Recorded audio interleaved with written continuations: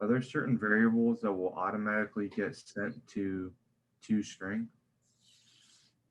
Every object will invoke its toString when you try to print it.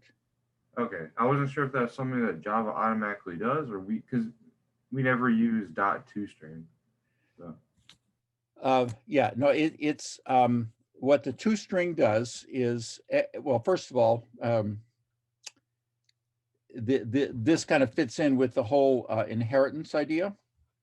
So, I'm going to appear to not answer the question or answer it obliquely at first. The object, the class called object, I know the confusing name. The class called object has a method, a public method called toString that returns a string. Object has its own, when you instantiate an object of any kind, it provides a default toString for that, which is generally not very useful because it consists only of the name of the class together with just some gobbledygook. Because every class in Java is some descendant, some subclass of class object, every instance of an object in Java has a toString method because it even if it doesn't write one, it inherits it from object. However, if you override that method, as we've done several times, like with card and with single card and other things, if you override that method, then that is what gets called. So whenever you print or use an object in the context of a string, or you use a reference to an object as if it were a string, what it does is it goes and gets the value that toString returns. Okay, does that clarify things, I hope? Yes, sir. That makes sense. Okay, so I mean, so it's not that Java automatically does it. It's a consequence of inheritance and overriding.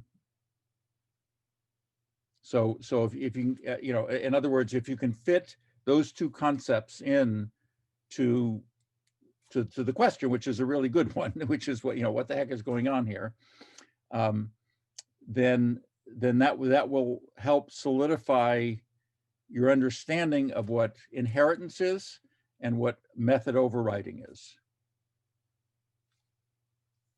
Okay, and any other questions?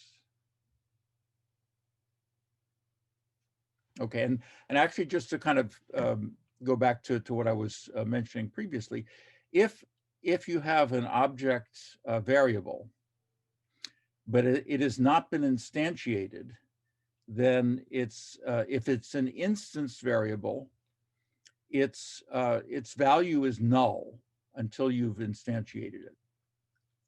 If you instantiate an array, let's say if an array of objects, such as the array of single cards that I've asked you to do, before you instantiate, when you instantiate the array, then the array itself is an object, but the individual elements at that point are null. So that's why in the handout for the current assignment, if I just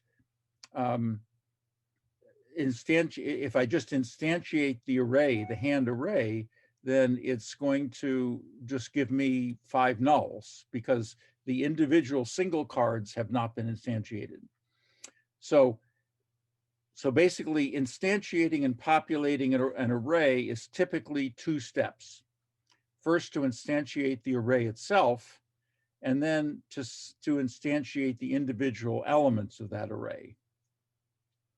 And that's actually what you've been doing since the card deck class, but that's also kind of what's going on with the poker hand, and also what's going on with the dealer and his array of players.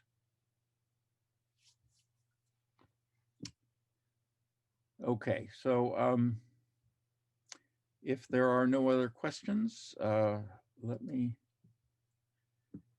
and oops, where are you?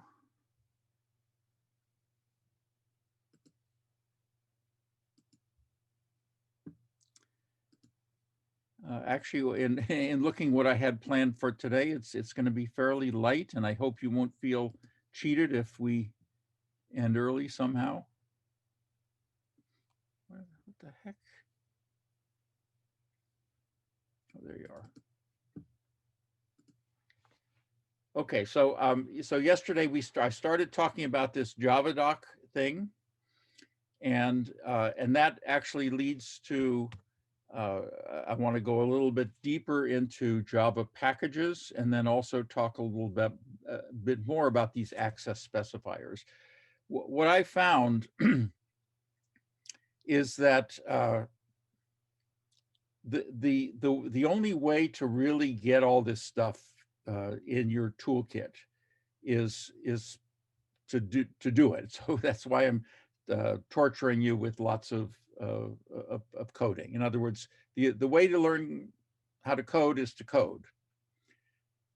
Now, in order to be an informed and intelligent coder, you do need to know things about the language. So there are several levels to this. One is just, okay, how do I just do basic things?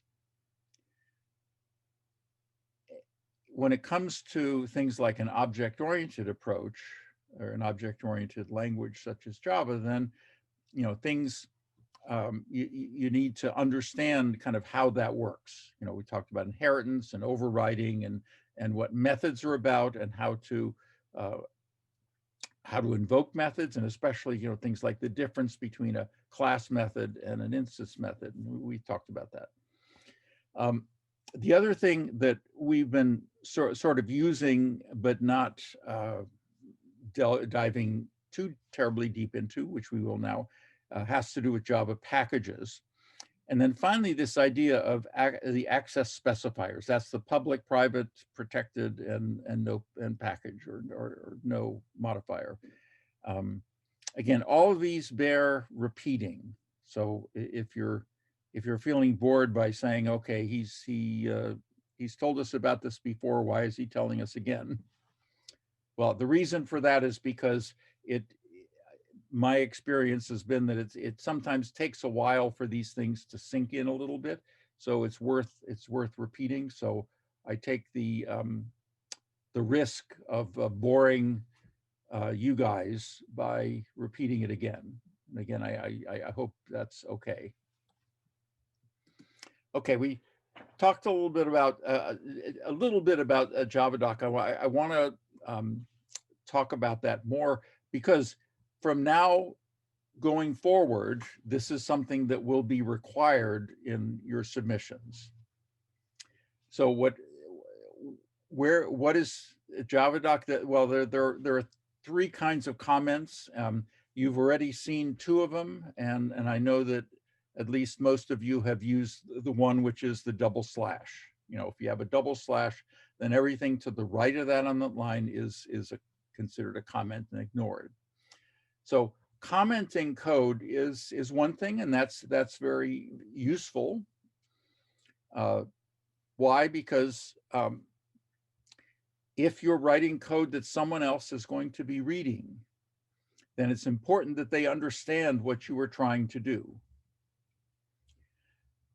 Most of the time, that someone else is you at some subsequent point. So, and this is true regardless of what language that you're doing. Some, if not many of you, may not use Java, for example, as part of developing your model for your thesis, and that's fine. But the chances are that you will be writing some code in some language for something, and it could be JavaScript, it could be Python, it could be I don't know if they've exposed you to Unity yet, but to really make Unity work, it's this really cool a platform that you'll encounter at some point, but it's really nice. And sometimes to really make it do what you want, you have to write a little bit of code. So everything, when it comes to understanding, communicating what the intent is, that is one of the most important things. And to me, that's become the prime directive. It is more important and this is opinion. So you don't have to necessarily write it down, but I hope you listen and kind of absorb this, because this applies across the board to everything. The most important thing is not how clever the programmer is. The most important thing is to communicate in the code, in the comments, and the documentation what the programmer intent is. That is, what is it that you intend to do? And what that leads to is first of all, a slightly different style of code. That's one of the reasons why I'm not a huge fan of this plus thing, because that's a real clever way to say, okay, we want to increment this. To me, it's just too easy to have that slip by. If I type a few more characters and make it clear that what I'm doing is incrementing a particular value here, then to me, that makes the intent a little more clear. And again, that's kind of a matter of opinion. So if you like the plus thing, then I'm not going to, dispute that. But again, the prime directive, in my opinion, and is to make the programmer intent as clear as possible, so that when the program is not doing what you expect it to, then you can at least know what it was intended to do. And if you know what it was intended to do and it's not doing what it's intended to do, then you have a chance of fixing it, of debugging it and making it do what you intend to do. On the other hand, if you don't know what it was intended to do, how can you fix it? Or how can you even know that it's not, maybe all you know is, okay, it's not working right, but I don't know what the intent was. So again, programmer intent is to me the prime directive. So how do you communicate that? In a number of ways. One way is to define your classes, methods, and variables in a way that's as self-documenting as possible. So if I define a method called get my cards, then that conveys something. If I define a method that says shuffle deck, just regardless of what it does, that in its name, it conveys at least a little bit about what the intent is. Not 100%. You can't necessarily rely on that to get you all the way to the finish line. The thing is that if you define these names so that they are as self-describing as possible, that takes you a long way towards this programmer intent. In addition to that, within the code, it's always valuable to sort of comment, here's what I'm doing here, here's what this piece is supposed to do. And that's comment. But what this Java doc is a higher level of that. And there are kind of two levels for that. One is to have a Java doc for the entire class. And that is, what is this class about? What is it supposed to do? Not in excruciating detail, but what is, why is this class here? What is it supposed to do? For each method, the Java doc documents what this method is supposed to do. Now, what the way that you specify Java doc are these special delimiters. So when you have beginning a block with a slash and 2 stars and end with a slash and 1 star, then everything in between that is a Java doc. And this always takes, this is always outside of a method. In other words, you use this for the class itself and for the method. We'll see an example. In fact, if you look at even the code that you've written in NetBeans, what NetBeans does is NetBeans provides you with sort of a skeleton Java doc for the class itself whenever you do a new one. Furthermore, when you generate the setters and getters using the refactor, it will typically generate, again, a skeleton version of this Java doc. For things like the getters and setters, that's really enough, because you don't really need to add a lot more. However, for methods such as shuffle deck, for example, shuffle deck, okay, that kind of conveys what its intent is, but it doesn't really describe how, in detail how you're going about doing that. So if you look at how I've commented it, that's kind of what I'm after. In other words, you don't want war and peace here, because too much is less is more in general, but less can also be less. Now, the cool thing, and I think I showed you briefly yesterday, is that it can be used to automatically generate these HTML pages. And so the format of JavaDoc is HTML. And with the latest versions, the format is HTML5, which is much more OCD than previous versions of HTML. And we'll see that there are some things that it kind of grabs you on that. Also, like each parameter and return type in the method is part of the documentation, and NetBeans will kind of provide that for you when you at least a skeleton of that. So, and again, this is kind of an important thing. From now on, in all the code that you submit, part of the evaluation will be in your JavaDoc. In other words, all methods and classes must have JavaDoc. Let's see now. Okay, I wanted to let me show you some examples of this.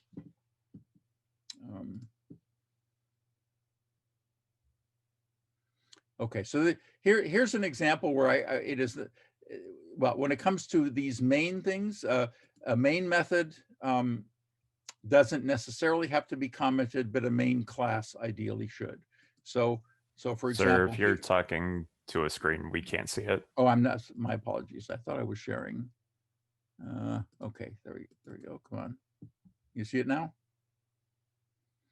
Okay, so this is what I did yesterday, and this was generated by NetBeans. In other words, all the comments here, including the main. The only thing I added were these two lines here, and then the imports here. So NetBeans adds this little thing here. Now notice that this is not JavaDoc here. This is ordinary commenting. How can you tell? Because there's only a single star here. However, for the class itself, NetBeans will provide, this is JavaDoc because it starts with a slash and 2 stars. And then by default, it also gives the author thing here.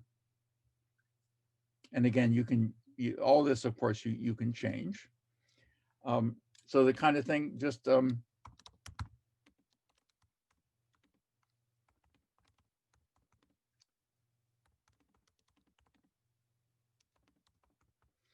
it just sort of something as simple as that.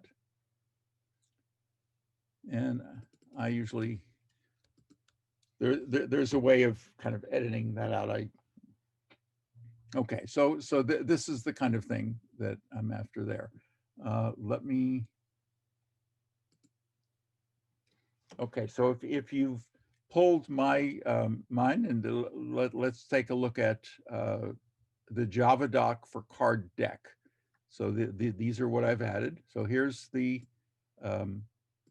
JavaDoc for the class itself. And okay, now what is this about? This could, in looking at this could be improved by talking about, okay, just what is this about? So something like creates, shuffles, and deals single card instances from a standard deck. And something like that. Now, the other one thing that the NetBeans does is kind of, notice I kind of went beyond this little line here. If I right click and choose format, it will not only format my code, it'll also format the Java docs. So here here's a Java doc for the constructor, and the constructors, like methods, should be said. So in other words, if somebody just reads this, they know what the intent was. So instantiate a card deck object is what the constructor does. But inside it instantiates my card as an array of length 52. That's what happens here. Instantiate the generator variable. And then it calls create new deck. I should probably put a parentheses there. Right. Okay.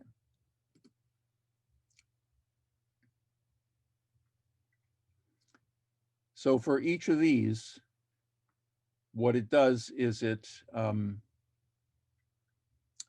does, now here, like for the getter, remember we had, I insisted on returning a clone, and I would make sure that you actually sort of say that. Now, if for some reason, okay, so you've written a method, and the method doesn't have JavaDoc on it like that. So how can you use NetBeans? Really is very helpful here. So what you do is you put your cursor right before the method that you want to do the JavaDoc.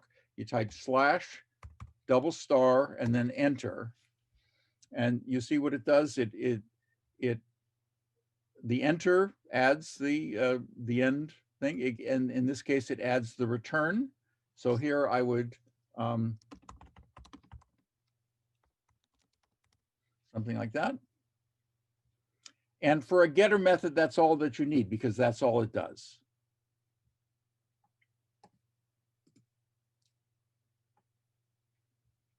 For something like, for one where there's an argument, okay, so let's redo this one. Again, you put the cursor right before.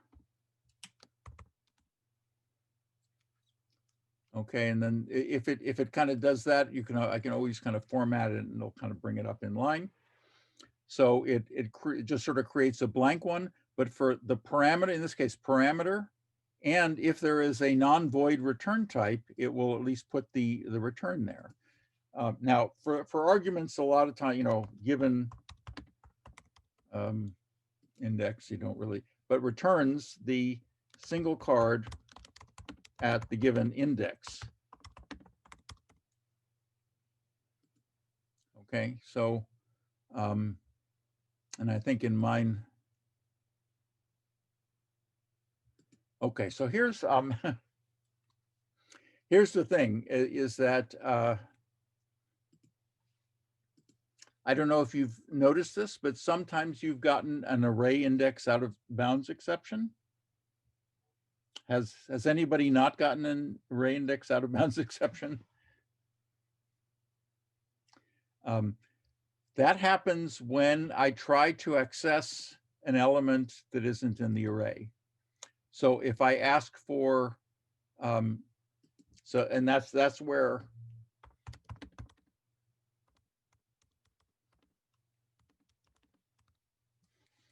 I need to, well, and the comment doesn't do it. It say the index has to be between 0 and 51, or else I'll get an array index out of bounds exception.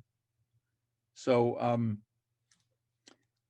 In those cases, I'm not going to make you responsible for this, but just for your edification, there's throws array index out of bounds out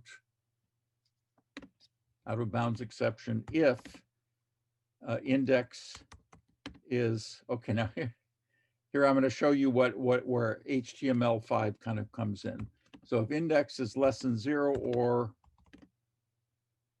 index is greater than 51. You notice it's kind of kind of put me in blue there. This is if you're familiar with HTML5, so here's what that's going to do. It's going to actually give me an error when I try to generate that. So for the entire project, I can generate all the Java doc for the whole project by right-clicking on my project and just choosing Generate Java Doc. But these are going to produce an error. Okay. So what is the deal with that? Well, let's see, error, malformed HTML. Okay, so remember I said it would do this? And again, one of the nice things about an IDE like NetBeans is that in many cases, in almost every case, when it has an error, it gives you a link to where the error was. Okay, so are you familiar enough with HTML5 that you know what the issue is here? Anybody know what the problem is? Anybody want to take a guess? That's not a proper HTML element. Yeah, so what's improper about it? So how does HTML identify kind of what things are, what the keywords are and things like that? It does using these brackets, using these angle brackets. So when the HTML parser was trying to figure this out, it said, hey, it looks like you're putting a tag in here. But I'm not putting a tag. I want a less than and a greater than. So this is just a little gotcha with that. So when that comes, what you need to do is you need to replace that with the HTML equivalent, which is this ampersand thing. So now it should be happy.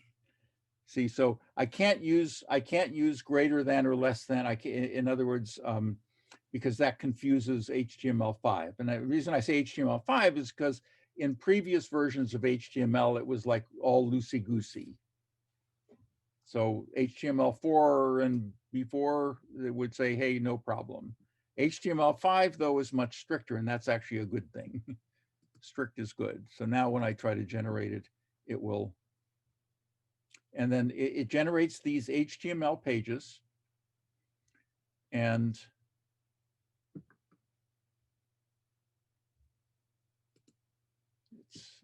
so let me.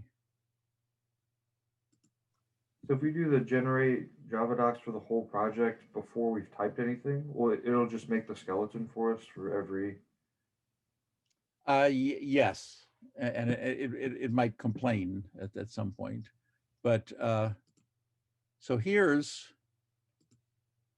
what I just wrote. So for the card deck, notice it has a lot of information. See, there's a lot of information here, not even without any code. So notice here, card deck extends object. We can't see your screen again. You can't? I thought I was sharing it. Sorry. Okay, so it'll bring up this overview, and that overview will first show you all the packages. So here we have 4 packages so far.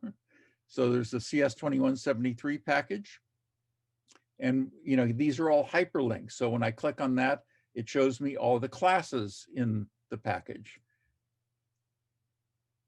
Okay, so here are the cards, and then card deck is what I just did. And okay, so a lot of information here. It shows me what the hierarchy is. So card deck extends object is subclass of object, but then it also lists all direct known subclasses. So poker deck is a subclass of card deck. And so it kind of, it shows that.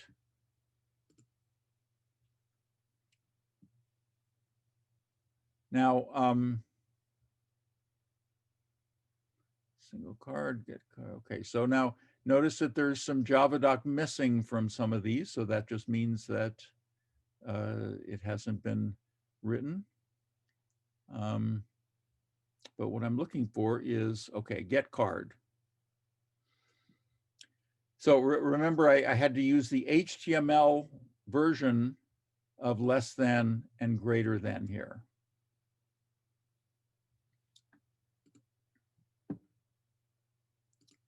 Okay, let me share the whole thing just so you don't miss anything. All right. Whereas it was complaining when I didn't. Where are you here? Okay, so that just sort of a little gotcha there. The other thing is that this for some reason by default this author tag is somehow turned off. So what you want to do is right click on your project, go to properties, and then for package documenting. This, I think, for one thing, this is turned off by default. You want to turn that on. You want to make sure all of this is turned on, including the additional document tags, and then also to cut off a warning to just kind of have like a browser window title.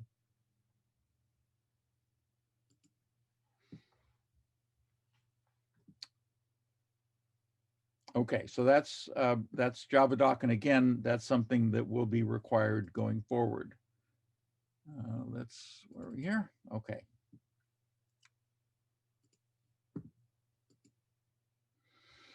Okay, so packages. We've been using packages, and in fact, in the JavaDoc, you saw how the packages were organized. Sorry, let me share the whole thing again, just so I can switch.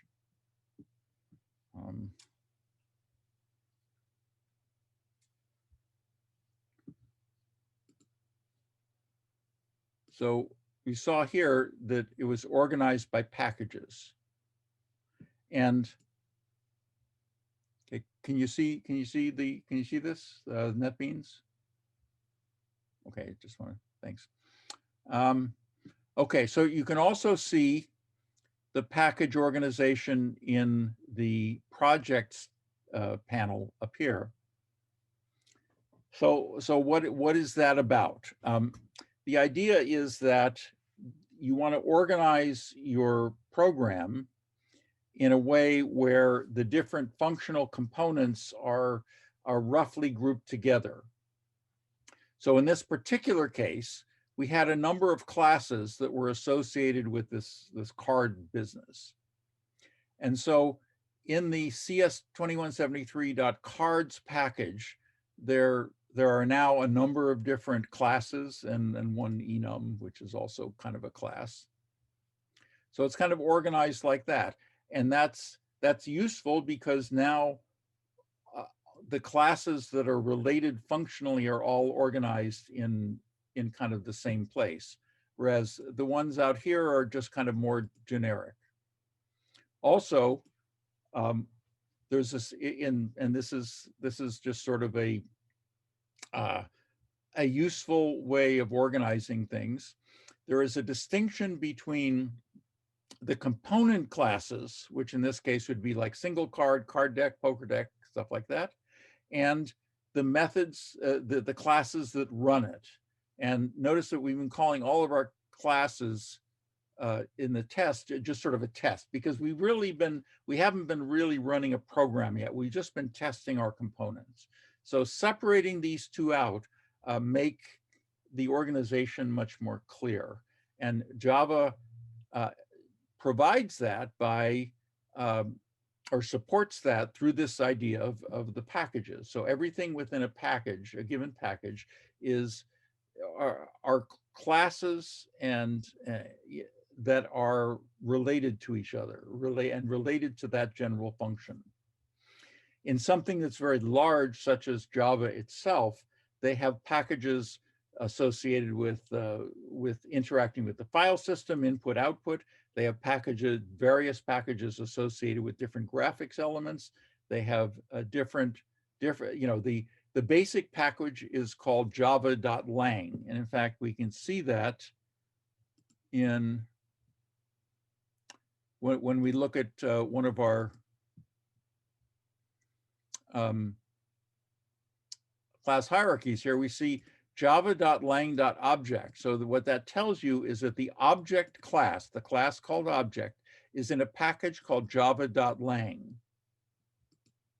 This also tells you that the card deck class is in a package called cs2173.cards, and also so as is the poker deck. So what these names are what are called the fully qualified name. The fully qualified name of a Java class is the package name dot the class name. So the full name of a class are these two pieces. So the full name of the single card class is cs2173.cards.singlecard. The unqualified name is just the name itself, just the class name. That's called the unqualified name.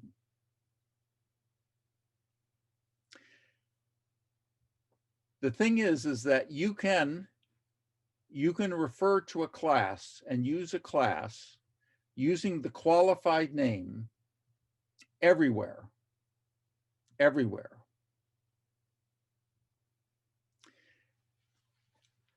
If you want to only use the unqualified name, that's where that import statement is. And if you remember when I talked about the import statement, I said the import statement was badly named.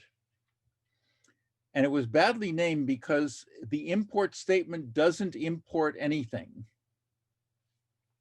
All the import statement does is allow you to use the unqualified name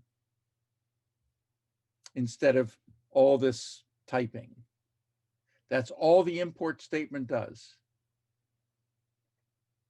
It's useful only because it declutters the code, but it doesn't import anything.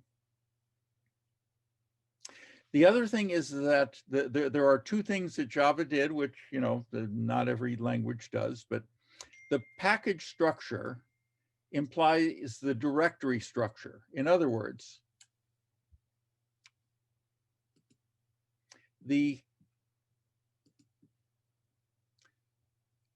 if I have a package called cs2173.cards, that means that the location of that file, in fact, if I look at the Files tab, this is just kind of like a files browser. These are showing, so the top of this is just src, but notice that the way that it's organized is that cs2173.cards means that this class, the card deck class, is in a directory called cards, which itself is a subdirectory of cs2173.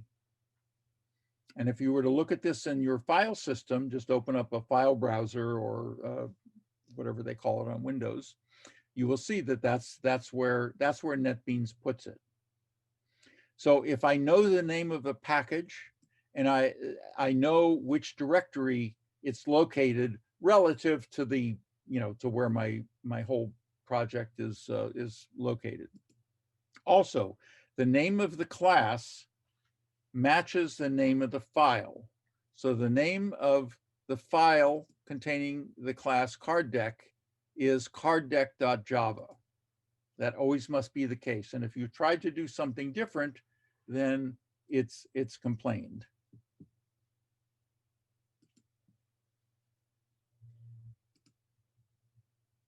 Okay, so import doesn't import anything. It just simply allows you to use the unqualified class name. Now Java does let you do this thing, which is actually not a good idea, which is I can just say, for example, if I wanted to quote import everything in cards, I could say import the cards with a star. Remember, you're probably used to star as just being a wild card. That is to be avoided. There are probably some programmers still who like that. However, you want to be explicit, and that gets back to where, if I'm using unqualified names like card, which package is it in? If I have a whole list of these packages that have stars in it, I have no idea where it's coming from. And finally, you don't have to put something in a named package. Java lets you put something in a named package, an unnamed package without anything. Don't do it. So that's to be avoided. NetBeans even gives you a bit of a warning if you try to do it. And if you accidentally do it,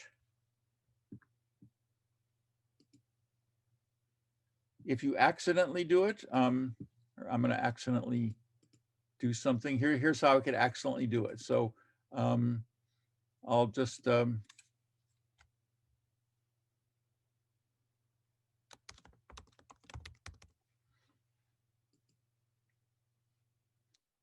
Java should, or NetBeans should complain. Okay, now notice what I have done is I've put something in the unnamed package. Notice that there's no package.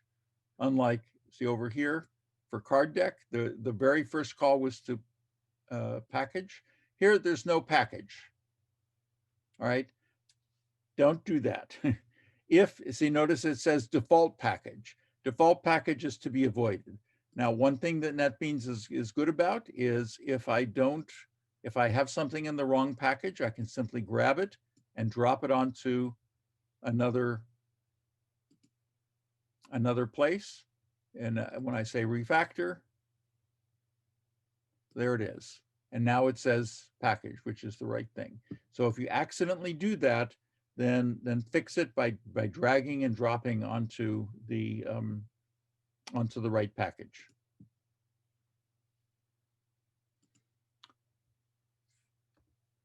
Okay, finally, okay, access specifiers.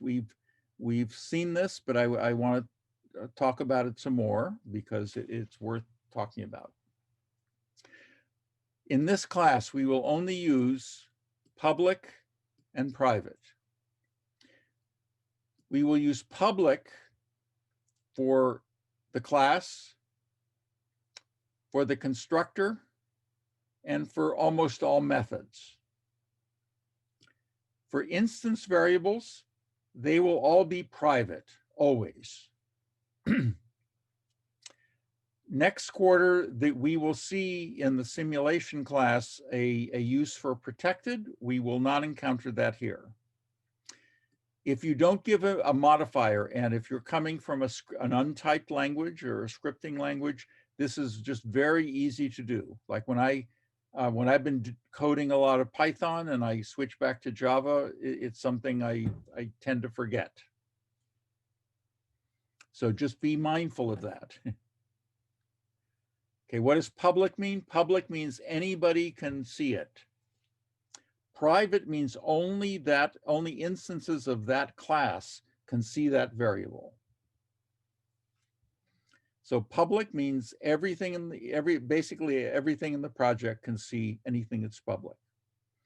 We use that for the defining the class. So when I define a class to be public, then if I don't define it to be public, I could define it to be private, but then nobody could actually instantiate it, which would be kind of sort of strange. There actually are uses for that, but that's kind of more of an advanced thing. Generally, the constructor is public. Generally, instance methods are public. A static method is almost always public, and sometimes static variables are public if we sometimes. but never, and this is a big never for instance variables. Public instance variables are a mortal sin. Private access is visible only to the class in which it's defined.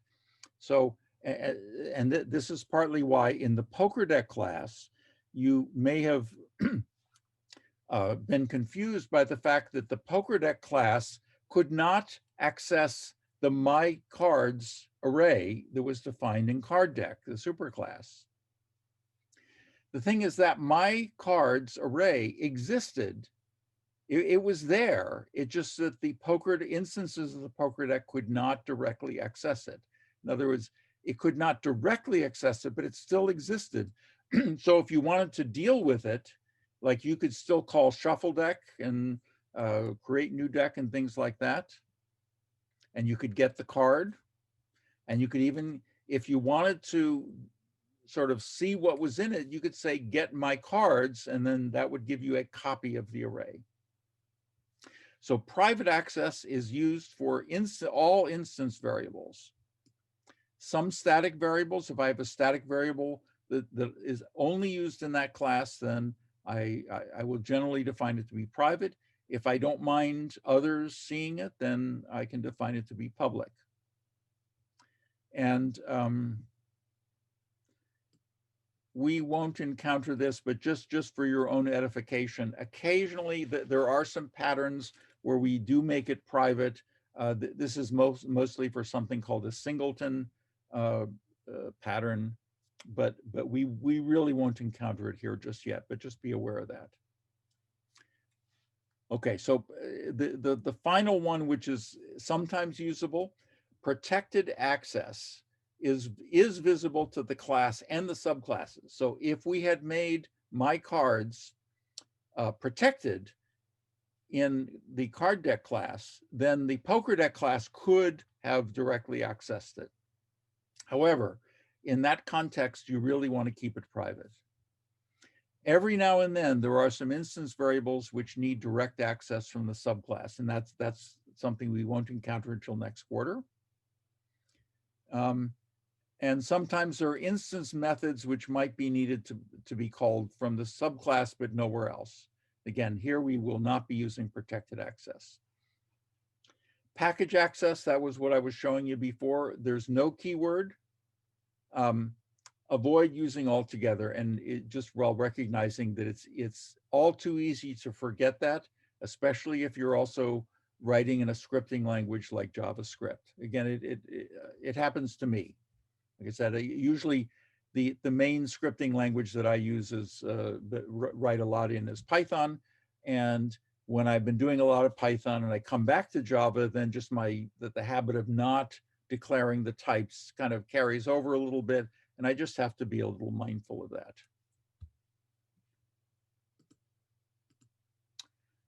Okay, so that's what I have on tap for today. Are there any questions, comments? If there are none, then Bernie, I got something real quick. I had to change my password for MPS, and now I can't pull or push to GitLab. So if you have some time later today, if I can get with you, if I can get some assistance on that. Okay, yeah, that unfortunately that's kind of a common thing, and what you have to do is a little bit strange. What I'll do, I have a lot of meetings today, but what I will try to do is I'll post a video that kind of shows how to reset that. It's more complicated than you think, and it's generally a Windows thing actually. Are you Windows or Mac? That was the answer I was hoping you would give, more complicated. So, okay. There was somebody I helped with that. Who was that? Are they still here? That was me, sir. Yeah, I'm pretty sure it's just command prompt, app data, delete NetBeans data. Or clear it. It's just right click and delete, and then that's all we did, me and you. But I had the issue with I got locked out of the MPS account. So, but once I got that resolved, everything was smooth. Yeah, so actually, if you can hang on for a minute, I can I can try to fire up my Windows partition and kind of show you how that is. Would you have a minute? I'm about to start another class here in a moment. Okay, all right. I'll give it, if you put it up, sir, I'll give it Josh as well and see if Okay, he yeah, later today. So if he can, I'll let you know. But if you could put the video up as well, just in Sure. case. will do. Okay. And then maybe if we could tell the school to stop making us change the passwords. 'cause we figure everything out. Yeah, the irony is that that actually makes things less secure than more secure. Yeah, there's a huge article in some big publication that said that was a horrible practice. So I don't know. Maybe if the computer science division can tell the school people who do the computer science stuff internal, then we could stop that. Yeah. Okay, so yeah, look for that later this afternoon, and I will see you tomorrow.